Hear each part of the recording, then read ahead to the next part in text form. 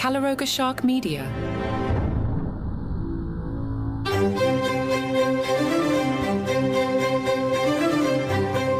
Hello and welcome to Palace Intrigue. I am your host, Mark Francis. Meghan Markle tops the list of unpopular people. She has appeared on top of the list with more than 6,000 votes. Meghan is number one on Ranker.com, a website that features polls on entertainment, brands, sports, food and culture. Harry finished second with 4,000 votes. Not every poll was bad for Meghan. Singer Lily Allen was at the Glamour magazine awards ceremony last week and was asked about her Woman of the Year. Allen replied, "Who's my Woman of the Year? Meghan Markle. She just is one big middle finger to the British press in particular." Destiny Child's Kelly Rowland shared what it was like to hang out with Meghan at the Beyonce concert this summer. "It was my first time meeting her. It was just nice being there and with other great women and being able to just simply talk. I don't know what people expect to see or to know, but she just felt very cool and very down to earth. She is very warm. She was royal before she was in that family. I think that we are royalty before anything, and we have to hold ourselves in that regard as humans, as people." Last week's episode of Family Guy contained a shot at the Sussexes. Main character Peter Griffin compares himself to the royal couple as he sits in a bar with his friends and he thinks of ways to retrieve money he is owed. Peter Griffin says he'll go it alone, just like the Sussexes. The scene then cuts away to Harry and Meghan while a butler waits on them to hand them millions from Netflix. The butler says, "Sir, your millions from Netflix for..." No one knows what. Harry replies, "Put it with the rest of them." Next, Meghan's phone buzzes with a notification. She tells Harry, "Babe, time to do our daily $250,000 sponsored Instagram post for Del Taco." Del Taco tweeted, "Harry and Meghan, we are still waiting for your post to go up today, please." A report from Byline Times suggests the royal family rift was triggered by an alleged cash for leaks scam. As the story goes, a source claims King Charles was worried about Harry and Meghan overshadowing him and the rest of the family and the media. The greater truth is that Harry and Meghan make better headlines than the King and Camilla or William and Kate. The idea of them still being in public service but abroad and out of the control of the institution and dominating the media narrative just couldn't happen, the report suggests.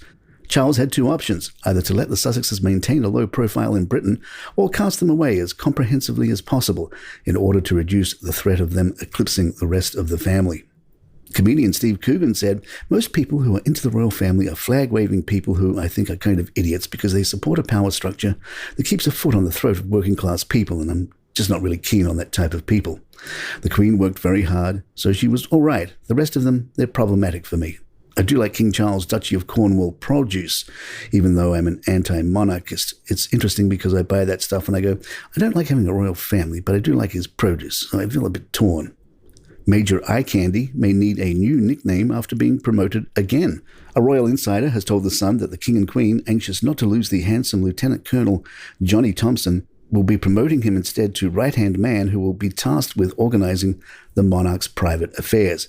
Tatler adds, "His legions of fans will be sighing with relief as it means we will still be seeing a lot more of the so-called hot equerry going forward." Thompson has been stealing the limelight faster than you can say Pippa Middleton at the wedding, ever since he was singled out as a heartthrob at events surrounding Queen Elizabeth II's funeral. The 40-year-old lieutenant colonel lives in Surrey with his wife, Caroline.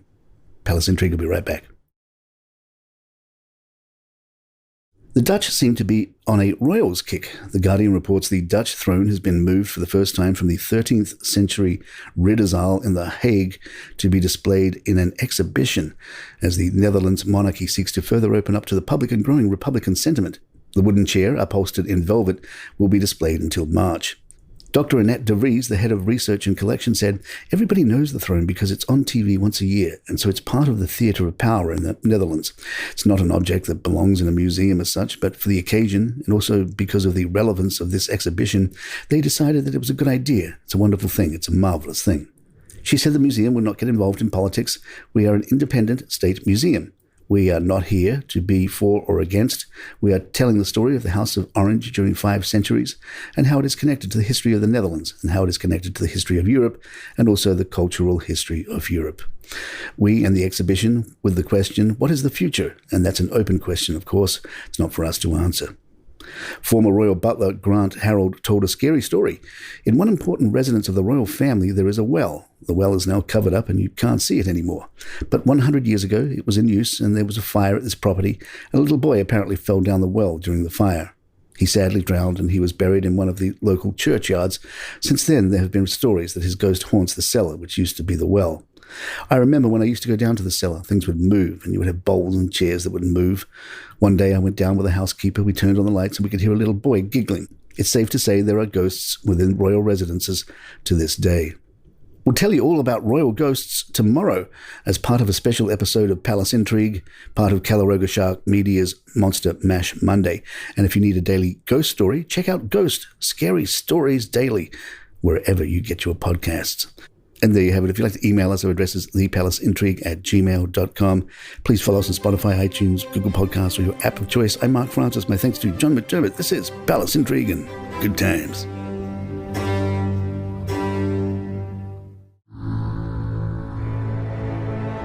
Calaroga Shark Media.